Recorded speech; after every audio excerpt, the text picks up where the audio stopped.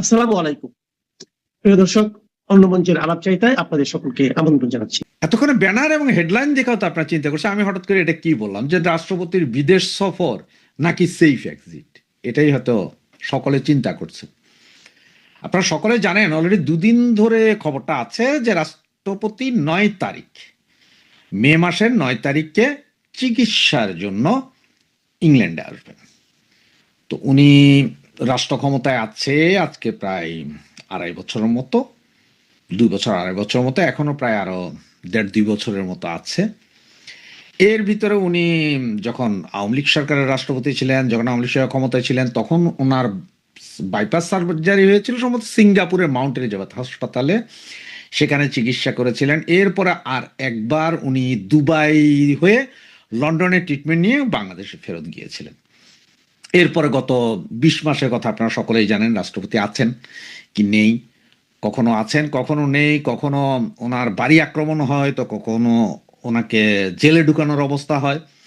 এই সমস্ত নাটক চলছিল গত 20 মাস ধরে। এর ভিতরে তো উনি আবার এই নতুন সংসদে এসে বক্তৃতা বিবৃতিও দিয়েছিলেন, যদিও এটা অনেকে বলেন যে ওনার না, তবে আমি যতটুকু জানি বা যতটুকু বুঝি এটা হচ্ছে সরকার যা লিখে দেয় তাই ওনাকে বলতে বাধ্য হয়, সুতরাং সেভাবে। তবে এতটুকু আপনাদের সাথে আমি একমত যে ওনার কোনো গার্ডস নেই। ওনার যদি গার্ডস থাকতেন তাহলে উনি অনেক কথাই না বলার জন্য অস্বীকৃতি জানাইতে পারতেন বা পদত্যাগ করে ফেলতে পারতেন, যদিও করেননি, কারণ হচ্ছে সাংবিধানিক বাধ্যবাধকতা, এই সেই অনেক কিছুই দেখানো আছে। আবার উনি হয়তো চিন্তা করছেন যে আমি যদি পদত্যাগ করি, ধরে নিয়ে যদি জেলে ঢুকাই দেয়, বুড়া মানুষ, 70-72 বছর বয়স হয়ে গেছে, কি না কি হবে। আবার রাষ্ট্রপতি হিসাবে যেভাবেই রাখুক, প্রেস সেক্রেটারি থাকুক না থাকুক, খাওয়ার রান্না করার কেউ থাকুক না থাকুক, বউ আছে বাচ্চারা আছে, একটা বিশাল জায়গায় আছি, সুখে শান্তিতে তো আছি, অন্য আরো অনেক কিছু নাই, তাতে কি হয়েছে, এইসব চিন্তা করে থেকে যেতে পারেন, এটা হচ্ছে ওনার বিষয়। তখন কথা হচ্ছে যে উনি, আমি কেন বললাম যে উনি কি সেফ এক্সিট নিচ্ছেন কিনা, কারণ হচ্ছে আপনারা হয়তো শুনেছেন বা না শুনলেও 2-1 দিনের ভিতরে হলেও শুনবেন যে উনি অলরেডি বিএনপির কাছে নাকি প্রস্তাব দিয়েছেন যে উনি পদত্যাগ করবেন। যদিও উনি এর আগেও একবার পত্রিকার মাধ্যমে আমরা জানতে পেরেছিলাম, পত্রিকার এক সাংবাদিক যখন ইন্টারভিউ নিয়েছিলেন, যে উনি বলেছিলেন যে নতুন সরকার ক্ষমতায় আসলেই উনি দায়িত্ব ছেড়ে দিতে চান। তো এখন নাকি ভার্বালি উনি বিএনপির নেতাদের সাথে কথা বলেছেন যে উনি পদত্যাগ করবেন, এখনো লিখিত কিছু দেননি। তো বিএনপিও বলছেন যে এখনো ওরকম কোনো কথা হয়নি, এরকম কোনো সিদ্ধান্ত হয়নি। তবে যতটুকু জানতে পারলাম তাতে বলা হচ্ছে যে উনি নাকি 3টা বিষয় নিয়ে নাকি এখনো অনেক মনক্ষুণ্ণ। তার প্রথমটা হচ্ছে যে ওনাকে না জানিয়ে পৃথিবীর সমস্ত এম্বাসি থেকে, বাংলাদেশের যে এম্বাসি আছে পৃথিবীর বিভিন্ন দেশে, সব জায়গা থেকে ওনার যে ছবি নামিয়ে ফেলছিল, এইটা যেমন ওনার খুবই মনকষ্ট, এখনো সে কষ্ট যায় নাই। দ্বিতীয়ত, উনি যখন ভাষণ দিচ্ছিলেন মানে সংসদে, রাষ্ট্রপতির ভাষণ, সেদিন বিরোধী দল বলতে জামাত এনসিপি, এটা তো দুইটাই ভাই, একই সাপের দুই সাপের একই বিষ, ওরা বিভিন্নভাবে আপনার পোস্টার ব্যানার নিয়ে দাঁড়িয়ে গিয়েছেন, যেটা সংসদের ইতিহাস আর কখনো হয় নাই। রাষ্ট্রপতির দিকে মারতেও গেছিলেন এই নাহিদ হাসনাতেরা, সুতরাং এটা নিয়েও একটা মনোকষ্ট। এবং সর্বশেষ বিরোধী দলীয় চিফ হুইপ, না জানি চিটিং হুইপ, সে রাষ্ট্রপতিকে গ্রেপ্তার করা বা আরো অনেক কথা বলেছেন। এই সব 3-4টা বিষয় নিয়ে উনি খুবই মনক্ষুণ্ণ, যেটা উনি নাকি ওনার আপনজন আছেন তাদেরকে বলেছেন, আপনজন কারা আমি জানি না ভাই, ওদেরকে বলেছেন। তো এর ভিতরে এগুলো নিয়ে নাকি উনি খুব মনক্ষুণ্ণ, এবং উনি এমনও বলেছেন যে রাষ্ট্রপতির কি কাজ করবে না করবে এগুলো সব তো ইন্ডিমেন্টই দেওয়া আছে, এটা কোনো ফৌজদারি মামলা হইতে পারে না, কোনো আইন হইতে পারে না, রাষ্ট্রপতিকে অশোভন আচরণও করা যায় না। এবং মহান জাতীয় সংসদে যখন এই কালসাপ এরা যখন রাষ্ট্রপতিকে মারতে যায়, ইয়ে করতে যায়, তখন এটা অপমান লাগতেই পারে, যে কোনো রক্ত মাংসের মানুষের অপমান লাগতে পারে। সেই সব হিসাব করে উনি পদত্যাগ করতে চাচ্ছেন। এখন উনি পদত্যাগ করতে চাচ্ছেন, তো পদত্যাগটা তো বাংলাদেশে করে দিলেও পারে। তবে ওই যে বললাম, হয়তো উনি পদত্যাগ করে বের হবেন আর ওই এনসিপি জামাত বিএনপি এরা মিলে তো ধোলাই দিয়া ঢুকাই দিতে পারে, এই ভয়ে আমার কাছে যদ্দূর মনে হচ্ছে বা যে রিপোর্ট আছে তাতে উনি 9 তারিখ দেশ থেকে বের হবেন। তার সাথে ওনার স্ত্রী ডাক্তার, উনি একজন ডক্টর, উনি থাকবেন এবং দুজন নাকি অফিসিয়াল লোক থাকবেন। এছাড়া মানে ৮ জনের একটা টোটাল বহর। তো এর মধ্যে ওনার ছেলে মেয়েরাও থাকবেন কিনা আমি 100% গ্যারান্টেড না, এটা জানি না এখনো। এরা নাকি সকলে মিলে বাংলাদেশ থেকে আসবেন, এখানে ট্রিটমেন্ট নেবেন, 17 তারিখ উনি দেশে ফিরে যাওয়ার কথা। তবে এই মুহূর্তে আমার কাছে যে খবরটা আছে সেটা হচ্ছে যে রাষ্ট্রপতির জন্য লন্ডনের বেডফোর্ড এরিয়াতে একটা বাসা নেওয়া হয়েছে। এটা আসলে সরাসরি বাংলাদেশের রাষ্ট্রপতির জন্য না, এটা বাসাটা নেওয়া হয়েছে। এবং যতটুকু ইনফরমেশন, এইটাতে নাকি রাষ্ট্রপতি এসে হয়তো উঠতে হয়নি বেডফোর্ডে। এটা 5 বেডরুমের একটা বাসা। তো 5 বেডরুম বলতে আপনার আমাদের বাংলাদেশের মতো হইতে পারে, মানে এখানে ওনার যে বাড়িটা সেটাতে 5টা বেডরুম আছে, নিচে একটা বড় লাউঞ্জ আছে যেটাকে আমরা ড্রয়িং রুম বলি, ওরকম একটা বিশাল লাউঞ্জ আছে, একটা কিচেন আছে এবং আরেকটা ছোট আপনার ডাইনিং রুমের মতো আছে, মানে ডাবল লাউঞ্জ, এখানে বলে ডাবল লাউঞ্জের একটা বেডরুম, ডাবল লাউঞ্জের হাউস, বিশাল হাউস, সামনে পিছনে ছোট বড় গার্ডেন আছে। এরকম একটা বাসা দেখা হয়েছে এবং বাসাটা মে মাসের 1 তারিখে মানে আজকে থেকে অলরেডি এটা ভাড়া নেওয়া হয়েছে। কার নামে নেওয়া হয়েছে সেটা জানি না, তবে যেখান থেকে ইনফরমেশনটা পাওয়া সেটা নাকি রাষ্ট্রপতির জন্যই নেওয়া হয়েছে এবং সেখানে ডেকোরেশন তো, এখানে ফার্নিচার নাকি আগামী 2-1 দিনের ভিতরে সব ফার্নিচার উঠে যাবে। যদি এখানে যেসব হাউসগুলো ভাড়া নেওয়া হয় ম্যাক্সিমাম ভাড়া বাড়িতেই আপনার মোটামুটি ফার্নিচার দেওয়া হয়, তবে ওগুলো ফেলে দেওয়া হবে, নতুন করে ফার্নিশড করা হবে। যদ্দূর শুনলাম যে এইটাই নাকি রাষ্ট্রপতি থাকতে পারে বলে এতটুকু জানছি। তখন উনি হয়তো ইংল্যান্ডে আসবেন, ট্রিটমেন্ট নিতে এসে হয়তো উনি আর যাবেন না, ফেরত না গিয়ে এখান থেকে নিয়ে পদত্যাগপত্র পাঠিয়ে দিতে পারেন এবং পদত্যাগপত্র পাঠিয়ে দিলে ওনাকে এখান থেকে আইসা যে দড়ি দিয়া বাইন্দা নিয়ে যাবে এইরকম কোনো উপায় নেই। এরকম কারোই ক্ষমতা নাই যে ওনাকে রশি দিয়া বাইন্দা নিয়ে যেতে পারে এবং এইটা হওয়ার সম্ভাবনাই সবচেয়ে বেশি। তাই আমি বলেছি যে রাষ্ট্রপতি কি সেফ এক্সিট নিচ্ছেন কিনা।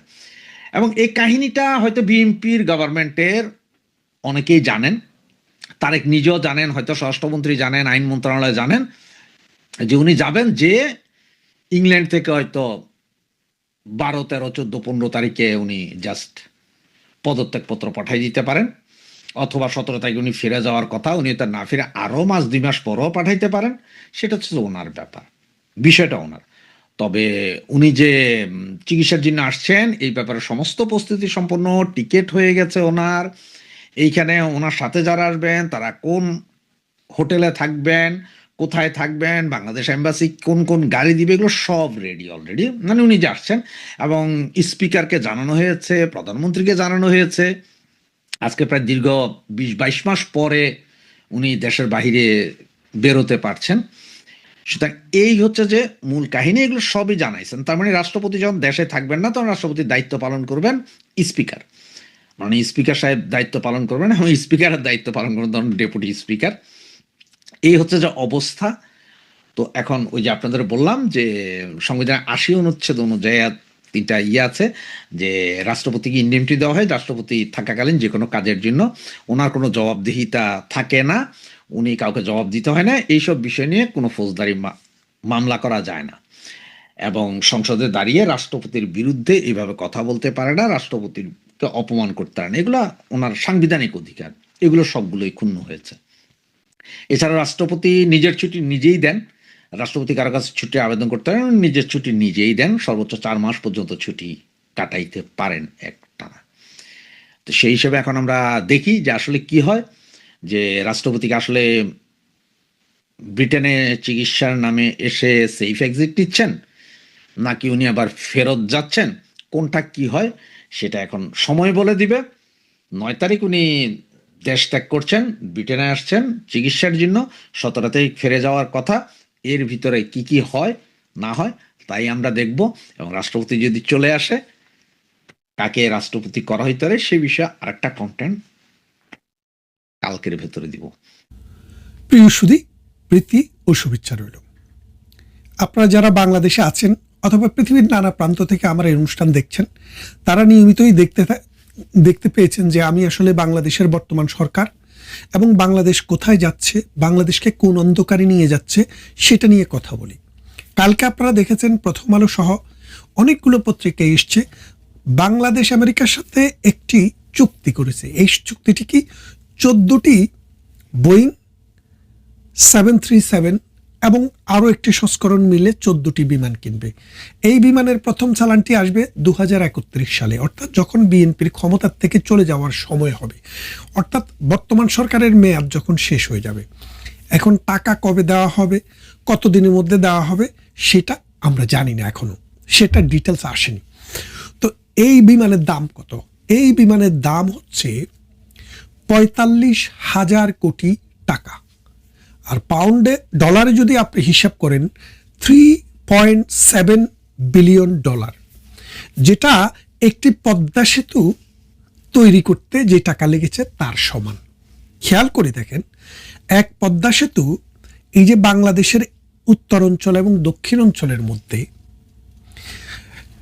যে আমাদের যে একটা ব্যবধান ছিল, খেয়াল করে দেখেন পদ্মার এপারে যে এক কাঠা জমির দাম ধরেন 5 লাখ টাকা, আর পদ্মার ওই পারে এক কাঠা জমির দাম ছিল 50,000 টাকা। এখন এই পদ্মা সেতু হওয়ার পর ওই পারের জমির দামও ওই 5 লাখ টাকার উপরে চলে গেছে। এর কারণটা কি? কারণটা হচ্ছে যোগাযোগ ব্যবস্থা সহজীকরণের ফলে এই দুই বাংলার দুপাশের বাংলাদেশের যে পদ্মা সেতু, পদ্মা নদী যেভাবে দেশটাকে দুইটা অংশে ভাগ করে রেখেছিল, সেটাতে সেতু বন্ধন হয়েছে। উন্নয়নের ধারা ত্বরান্বিত হচ্ছে, জিডিপিতে প্রতি বছর 1.5% করে ইনক্লুড করছে, এবং মানুষের যে সময়ের অবচয় সেটা রক্ষা করছে। বরিশাল থেকে আসতে 7 নদী 13 গাং, এরই নাম বরিশাল, এরকম একটা প্রবাদ শুনতাম।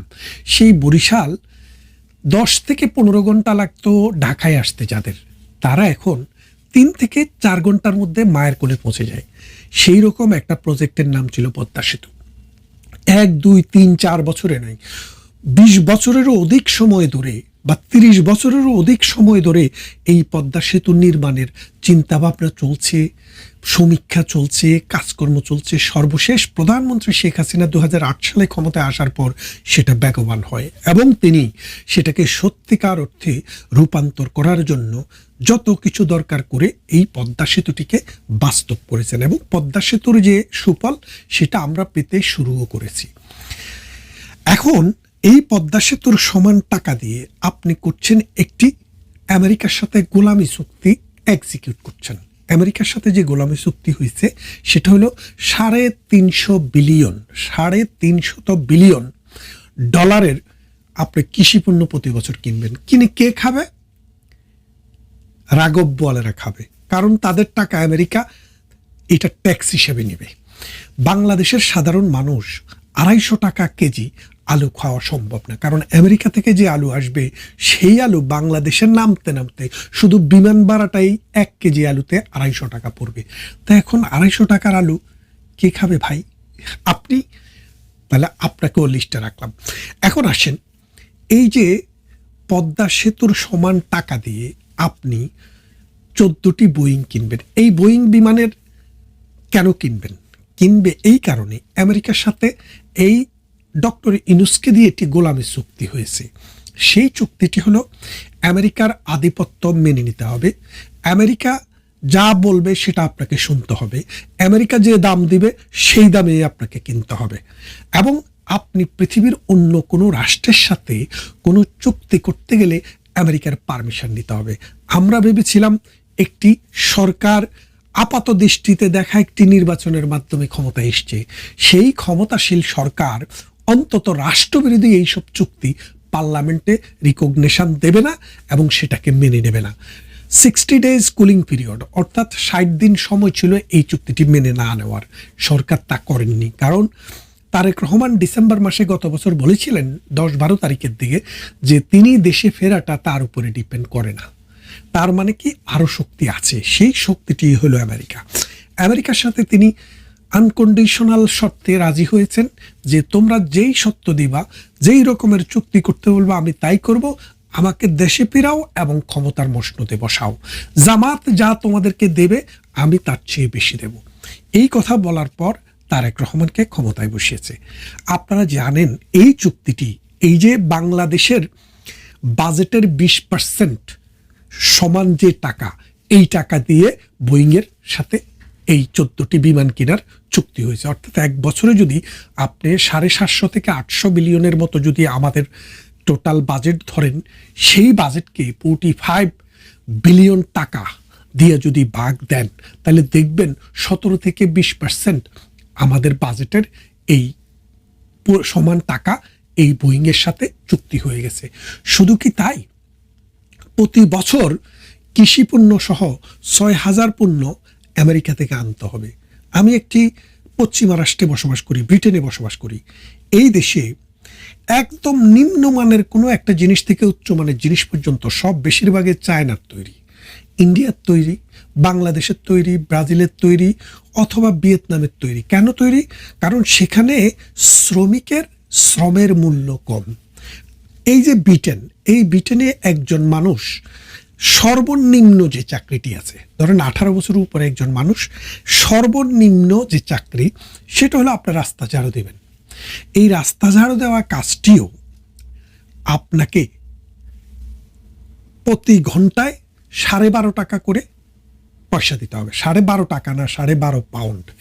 1 পাউন্ড সমান যদি 165 টাকা ধরেন আপনি, তাহলে একটু হিসাব করে দেখেন তো, 1 ঘন্টা কাজ করলে যদি আপনি 150 টাকা করে ধরেন, 1800, 2,500 টাকা, প্রায় 1 ঘন্টা যদি একজন ক্লিনার যদি ক্লিন করে, তার বেতন হবে 2,500 টাকা বাংলাদেশি টাকায়।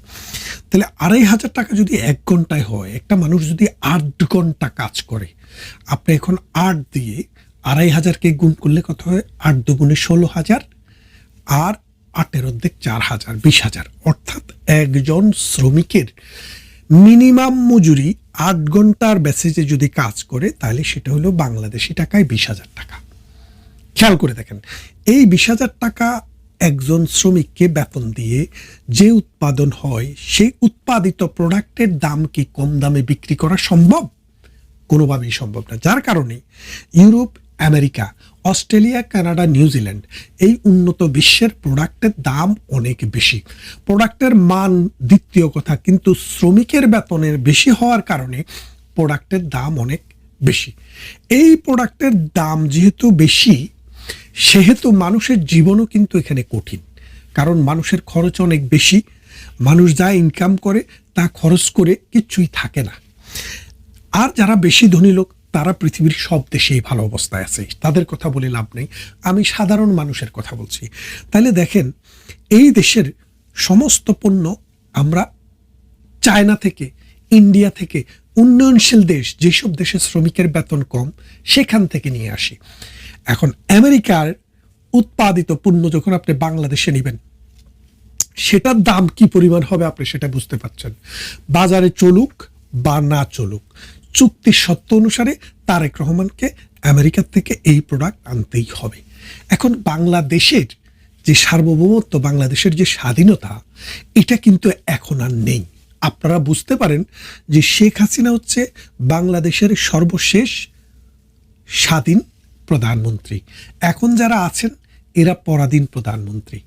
এদেরকে আমেরিকার কথার বাইরে যাওয়ার কোনো ক্ষমতা নেই।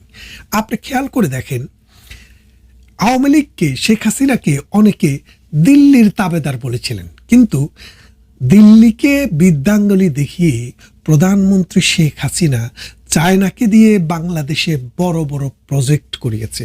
এই যে কর্ণফুলী টানেল, এটি চায়নারা করেছে। আপনার পদ্মা সেতু, যেটা আমাদের বাজেটের 20%, এক বছরের বর্তমান বাজেটের ইকুইভ্যালেন্ট 20% তিনি দিয়ে যেটি করেছেন, সেটি চায়না করেছে। এবং যে রেল সেতুটি হয়েছে, সেটার অর্থায়নও চায়না করেছে। তার মানে কি, দিল্লি কি চায়নার সাথে বন্ধুত্ব আছে? নেই।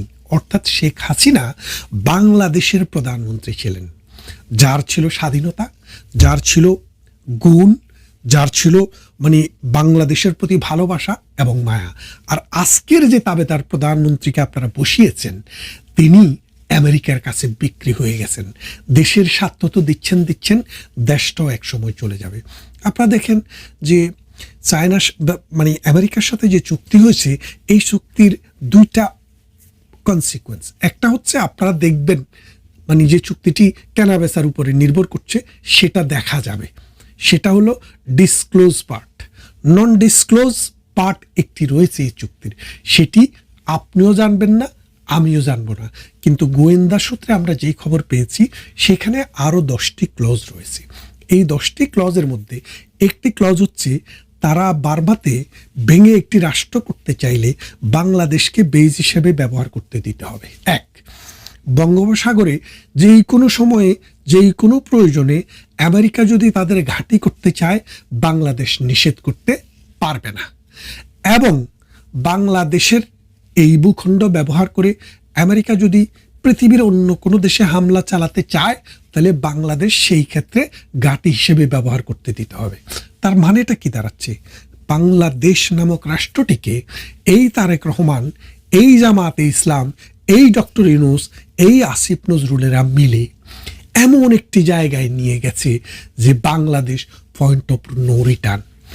এই যে জুলাই মাসে আন্দোলন করার যে জনগণ ছিল, এই জনগণের মাথার উপরে লবণ রেখে যে বড়ি খাওয়া সেই বড়ই খাওয়া লোকেরা, এই নাহিদ, এই সার্জিস, এই হাসনাতরা কোটি কোটি টাকার মালিক হয়েছে, আমেরিকাতে বাড়ি গাড়ি হয়ে গেছে, আমেরিকার টিকিট হয়ে গেছে। এখন শুধু সময় হইলে তারা বাপের দেশে চলে যাবে, কিন্তু আপনাদেরকে বিক্রি করে রেখে গেল। আপনার সন্তানের স্কুল, আপনার সন্তানের ভবিষ্যৎ, চাকরি এবং তার জীবন ধ্বংস করে গেল। এই যে বাঙালি যুগে যুগে বাঙালিরা পরাধীন হয়েছে কেন? দেশীয় মির্জাফরের কারণে। এই দেশীয় মির্জাফরদের নেতৃত্ব দিয়েছে আসিফ নজরুল এবং ডক্টর ইউনূস। আজকে আপনারা হয়তো এটা বুঝতে পারেননি, দিন যত যাবে ততই পরিষ্কার হবে।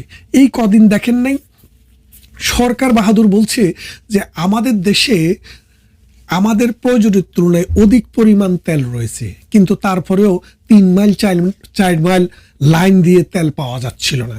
আমি এক নায়িকার সাথে কথা বলছি, উনি বলে যে আমি একটা বিশেষ পদ্ধতিতে ঘুষ দিয়ে এই কি বলে যে তেল আনতে পাঠাই, তাও অর্ধেক টাঙ্কি দেয়, পুরো টাঙ্কি দেয় না। খেয়াল করে দেখেন। কিন্তু আমেরিকার সাথে যেদিনই চুক্তিটা হয়ে গেল সেদিন থেকে আজকে যা দেখেন আপনি তেল নিতে কোনো অসুবিধা হবে না। তার মানে আমেরিকার গুপ্তচররা, আমেরিকার দালালরা বাংলাদেশের এই তেল সিন্ডিকেটটাকে রক্ষা করেছিল। এখন যেহেতু একটা চুক্তি হয়ে গেছে, গতকাল সাইন হয়ে গেছে, আজকে আপনি যা দেখেন তেলের কোনো সংকট নাই। কেন সংকট নাই? কারণ তেলের তো আসলে সংকট ছিল না। কারণ প্রত্যেকটা দেশ 2 মাস পর্যন্ত 3 মাস পর্যন্ত চলার মতো জ্বালানি তার সংরক্ষণ করে রাখে। বাংলাদেশেরও সেটা ছিল 2-3 মাসের। এখন তেল যেদিন যুদ্ধ লাগে তার 3 দিন পর থেকে তেল নাই। কারণটা কি? কারণটা একটাই, যে আমেরিকা কৃত্রিমভাবে তার দালালদের মাধ্যমে ডক্টর ইউনূস, আসিফ নজরুল, ফারুকি, রিজওয়ানা, তারপরে ওই যে আরেকটা বাটপার আছে না আদিলুর রহমান, এই বাটপারদের মাধ্যমে একটা সিন্ডিকেট করে তেলটাকে কক্ষিগত করে রেখেছে এবং এই কৃত্রিম সংকটটা তৈরি করে তারেক রহমানের কাছে খবর পাঠালো যে হয় সই করো, না হয় কিক আউট, জনগণ দিয়ে কিক আউট করাবো। এই কথা বলার পর তারেক রহমান তো কলিজা দুক দুক করছে। তখন তিনি বাধ্য হয়ে এই এপ্রিল মাস শেষ হওয়ার আগেই, মে মাস আসার আগেই তিনি চুক্তিটিতে স্বাক্ষর করলেন। হেরে গেল বাংলাদেশ আর জিতে গেল আমেরিকা। আমেরিকানরা জিতবেই আর আপনারা হারবেনই। আপনাদেরকে এখনই জেগে উঠতে হবে, যে সাম্রাজ্যবাদের বিরুদ্ধে কথা বলতে হবে এবং দেশ বিক্রির যে নীল নকশা, দেশের সার্বভৌমত্ব ক্ষুণ্ণ করার যে নীল নকশা, সেটাকে রুখে দাঁড়াতে হবে। তা না হলে বাঙালির দেশ বাংলাদেশ থাকবে না। কথা হবে অন্য কোনো ভিডিওতে।